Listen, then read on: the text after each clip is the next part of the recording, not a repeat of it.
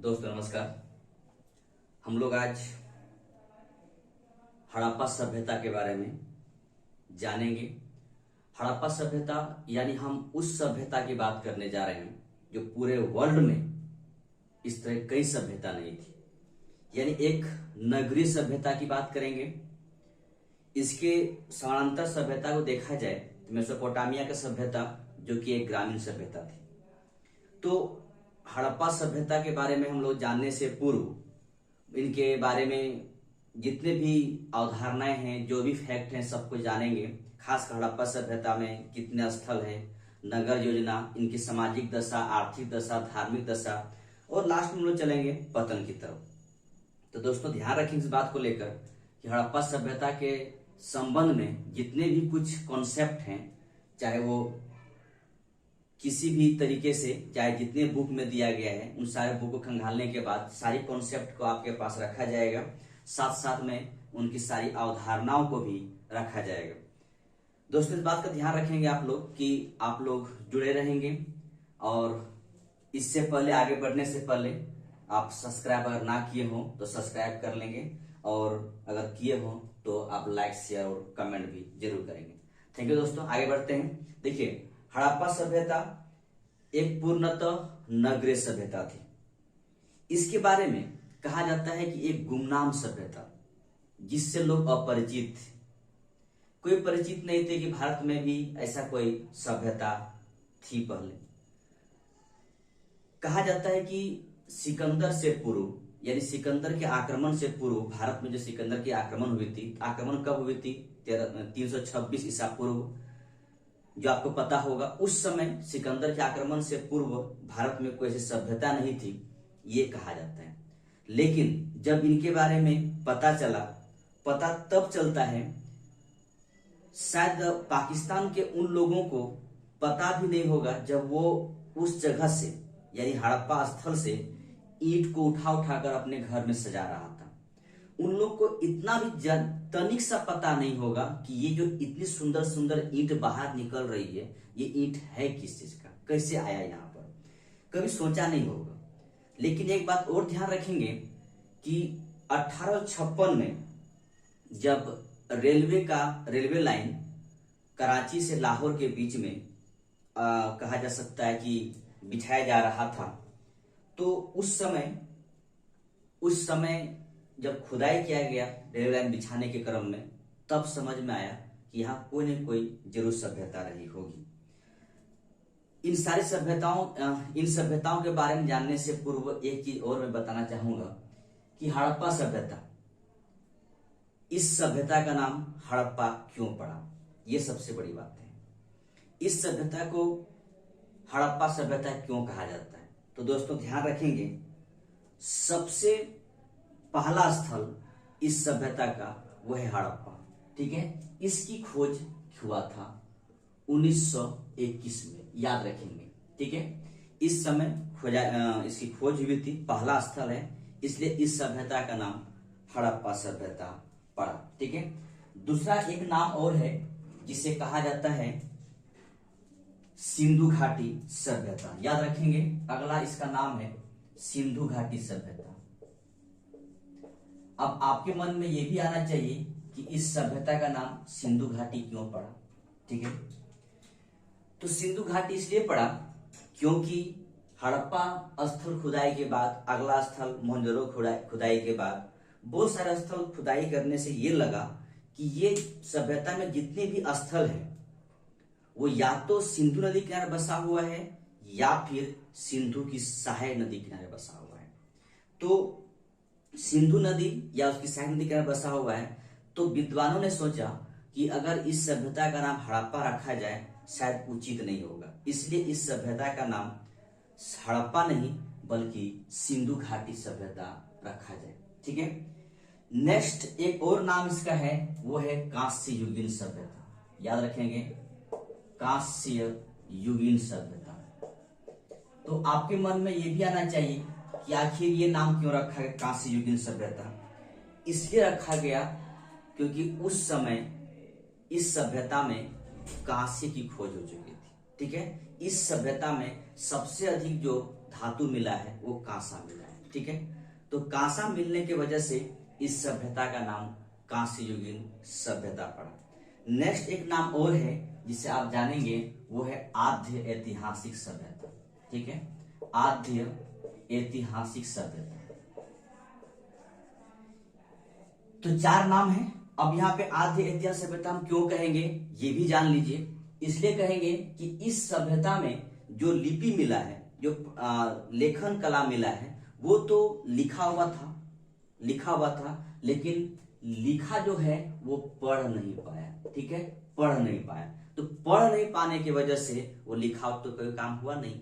जो भी चीजें इस सभ्यता के बारे में हम लोग जानेंगे वो एकमात्र साक्ष्य के तौर पर है खुदाई से प्राप्त वस्तु में, यानी पुरातत्व, ठीक है। पुरातत्व वस्तु के बारे में हम लोग देखेंगे और बात करेंगे, ठीक है। तो याद रखेंगे, पढ़ नहीं पाए, लिखा हुआ तो था लेकिन पढ़ नहीं पाए, इस वजह से इस सभ्यता को आद्य ऐतिहासिक सभ्यता कहेंगे, ठीक है। इतनी सारी बातें याद रखेंगे, ठीक है। इसके बाद इस सभ्यता के बारे में चार नाम तो यहाँ पर हो गया, चारों नाम याद रखेंगे, हड़प्पा सभ्यता, सिंधुघाटी सभ्यता, कांस्य युगीन सभ्यता या आद्य ऐतिहासिक सभ्यता, ठीक है। इतना जानने के बाद हम लोग इस सभ्यता की भौगोलिक विस्तार को देखेंगे, ठीक है। भौगोलिक विस्तार को याद रखेंगे। चलिए यहाँ पर जो जगह है इसी में बनाते हैं, भौगोलिक विस्तार की बात करेंगे हम लोग, ठीक है।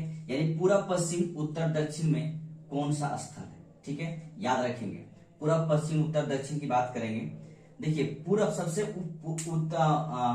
उत्तर में एक स्थल है जिसका नाम है मांदा, ठीक है। मांदा ये कहाँ है, जम्मू एंड कश्मीर में, याद रखेंगे, ठीक है, जम्मू एंड कश्मीर में है। दूसरा नीचे दक्षिण की तरफ बढ़ेंगे तो दक्षिण में एक स्थल है जिसका नाम है दैमाबाद, ठीक है, दैमाबाद। ये स्थल दैमाबाद कहां पर है, तो महाराष्ट्र में है, याद रखेंगे, महाराष्ट्र में है।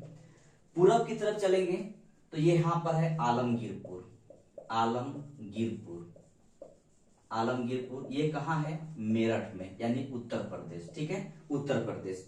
और ये यहां पर पश्चिम की तरफ चलेंगे तो याद रखेंगे अगला जो स्थल है वो है पश्चिम की तरफ, वो है स्थल सूतका गेंडोर, सूतका गेंडोर।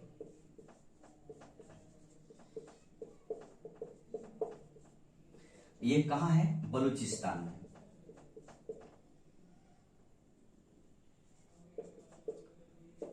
ठीक है, बलूचिस्तान में है।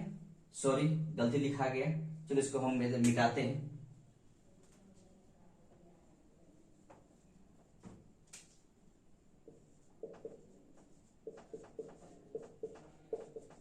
बलूचिस्तान में। तो देखिए पूर्व पश्चिम उत्तर दक्षिण स्थल को आप देख लीजिए। पूर्व में आलमगीरपुर, पश्चिम में सूतका गेंडोर, उत्तर बांदा और दक्षिण में दैमाबाद। ये आपका हड़प्पा सभ्यता का भौगोलिक विस्तार है, ध्यान रखेंगे, भौगोलिक विस्तार है। आगे बढ़ने से पूर्व आपको यह भी जानना पड़ेगा कि इसका उत्तर दक्षिण और पूर्व पश्चिम की लंबाई कितनी है, ठीक है। उत्तर दक्षिण ध्यान रखेंगे, नॉर्थ साउथ की लंबाई कितनी है, नॉर्थ साउथ की लंबाई याद रखेंगे 1100 किलोमीटर, ठीक है, नॉर्थ साउथ की लंबाई 1100 किलोमीटर और ईस्ट एंड वेस्ट की लंबाई, ईस्ट एवं वेस्ट की लंबाई 1600 किलोमीटर, याद रखेंगे, ठीक है। इतना याद रखना आपको है, ध्यान रखना इस बात को लेकर कि चार नाम याद रखेंगे, ठीक है। मांदा उत्तर में, दक्षिण में दैमाबाद, पूर्व में आलमगीरपुर और पश्चिम में सूतका गेंडोर। ये सारा स्थान लिखा हुआ, जम्मू कश्मीर, महाराष्ट्र, मेरठ और बलूचिस्तान। अगर इस सभ्यता का उत्तर दक्षिण की लंबाई देखा जाए तो उत्तर दक्षिण 1100 किलोमीटर और पूर्व पश्चिम 1600 किलोमीटर। इसके बाद हम आगे बढ़ते हैं अगले पॉइंट की तरफ, लेकिन इससे पूर्व इसको मिटाना पड़ेगा। तो चलिए हम लोग मिटाते हैं इसको, पहले मिटा देते हैं इसको।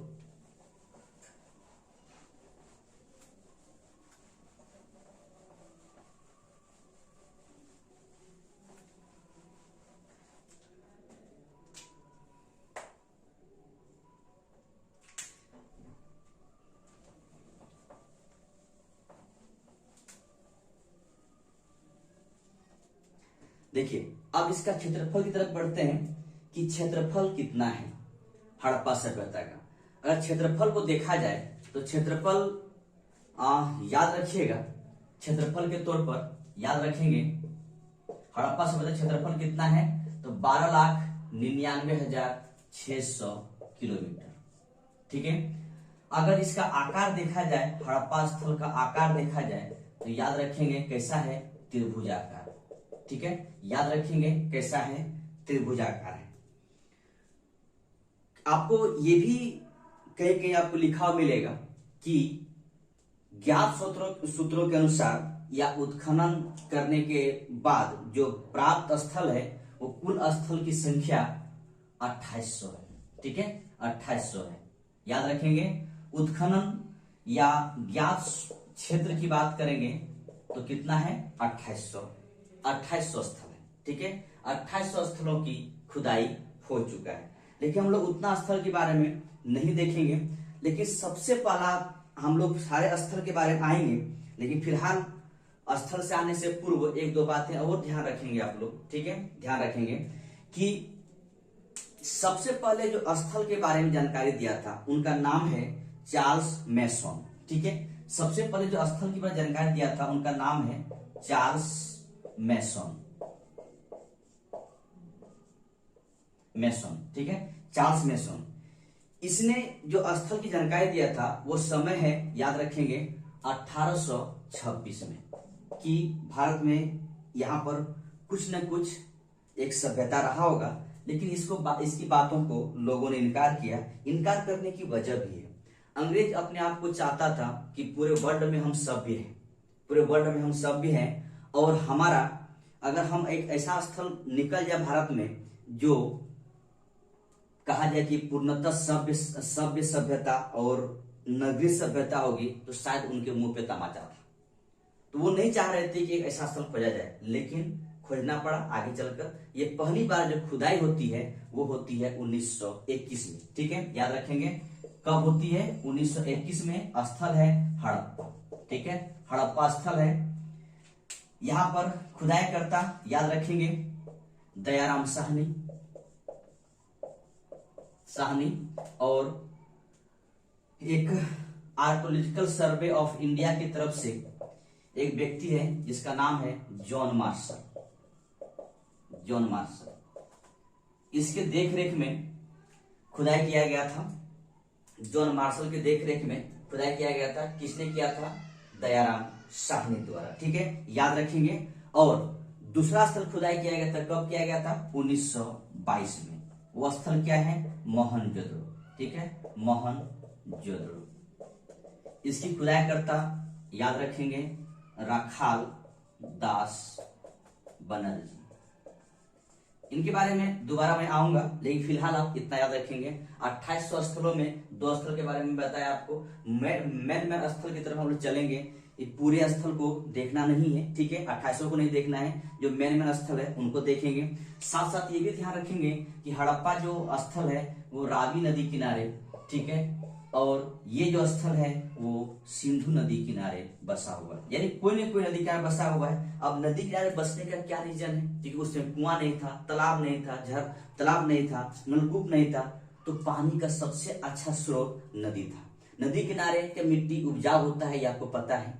तो उपजाऊ मिट्टी होने की वजह से प्रत्येक साल बाढ़ आने से उपजाऊ मिट्टी मिलता है। उपजाऊ मिट्टी होने से बहुत सारे फसलें होती है, तो फसल भी होगा। दूसरी बात, नदी किनारे हैं, नौका गमन, यानी यहाँ से वहां तक यात्रा करने में भी आसानी हुआ करता था। तो इस तरह करके याद रखेंगे कि नदी जो भी सभ्यता बसी वो या पनपा, वो नदी किनारे ही पनपा, क्योंकि उसको पानी का भरपूर मात्रा मिलता था, साथ साथ उपजाऊ भूमि भी मिलता था। चलिए हम लोग आगे बढ़ते हैं, और ये है आपका अगला पॉइंट, यानी काल निर्धारण। कहने का मतलब है हम किस समय हड़प्पा सभ्यता को रख सकते हैं। इतिहासकारों द्वारा, बहुत से इतिहासकारों ने बहुत सी बातें कही, लेकिन उनके बात को बहुत सारे इग्नोर करते हुए आगे बढ़ते हुए हम लोग एक ही बात ध्यान रखेंगे कि इनका समय, हड़प्पा सभ्यता का जो समय है, वो समय हम लोग जो आपको मैं बता रहा हूं उसे याद रखेंगे। वो समय है, ध्यान रखेंगे, वो समय है कब से कब तक, 2500 BC से 1750 BC तक। ठीक है, ये जो निर्धारण किया गया है वो C14 के तहत में है, यानी कार्बन डेटिंग पद्धति 14 के अनुसार इस समय निकाला गया, जो कि एक मान्य समय है 2500 BC से 1750 BC तक। ठीक है, अब यहाँ पर लोग जो निवास करते थे वो किस प्रजाति के थे, जो निवास करते थे यहाँ पर लोग वो किस प्रजाति के थे, तो याद रखेंगे वो प्रजाति है मंगोलाइड। ठीक है, दूसरा है प्रोटोस्टलाइड भी है, इसके बाद अल्पाइन भी है और साथ साथ में भूमध्य सागरीय भी है। ठीक है, याद रखेंगे, लेकिन इतने प्रजाति होने के बावजूद भी सबसे अधिक जो प्रजाति है यहाँ पाया गया था वो प्रजाति है भूमध्य सागरीय। ठीक है, भूमध्य सागरीय प्रजाति के लोग सबसे अधिक पाया गया है। ठीक है, प्रजाति के लोग सबसे अधिक पाया गया है, याद रखेंगे। ठीक है, हम लोग आज यही तक रहते हैं। ठीक है, फिर आगे बढ़ेंगे। बार बार करेंगे, मेरा मतलब इतना है कि बड़ा वीडियो मैं नहीं बना रहा हूं, छोटा ही आप लोग देखेंगे, लेकिन जुड़े रहिए पूरी तरह से। जो इनकी अवधारणा है, कॉन्सेप्ट है, ये भी तो स्टार्टिंग है, बड़ा तो नहीं बना होगा, छोटा सा ही है, लेकिन आप लोग जुड़े रहिएंगे। आप लोग को पूरा एंशिएंट इंडिया, साथ साथ में मेडावल और साथ साथ में आधुनिक इंडिया, ठीक है, यानी पूरी तरह से इतिहास का एक समग्र ज्ञान, समग्र अवधारणाएं, समग्र नोट्स आपके पास अवेलेबल हो जाएगा। ठीक है, तो चलिए ध्यान रखेंगे इन सब बातों को। यहाँ तक आज हम लोग इतने तक है। हम लोग कल मुख्य तौर पे जानेंगे नगर नियोजन। ठीक है, नगर नियोजन के बारे में, यानी इस सभ्यता का सबसे महत्वपूर्ण अंग के रूप में है नगर नियोजन। इनको जाने के नगर नियोजन के बाद हम लोग फिर स्थल की तरफ चलेंगे, यानी हड़प्पा में जितने भी स्थल मिले हैं उनमें से जो प्रमुख स्थल है, उनके बाद फिर सामाजिक जीवन, आर्थिक जीवन, धार्मिक जीवन, इन सब के बारे में जानने के बाद अंतिम में हम लोग चलेंगे हड़प्पा के पतन, यानी इस सभ्यता की पतन की तक। ठीक है, तो धन्यवाद दोस्तों, आप लोग जुड़े रहने के लिए, और याद रखेंगे, जुड़े रहिए, हम आपको सारे चीज आप तक पहुंचाएंगे। ठीक है, चलिए धन्यवाद, थैंक यू, जय हिंद, जय भारत।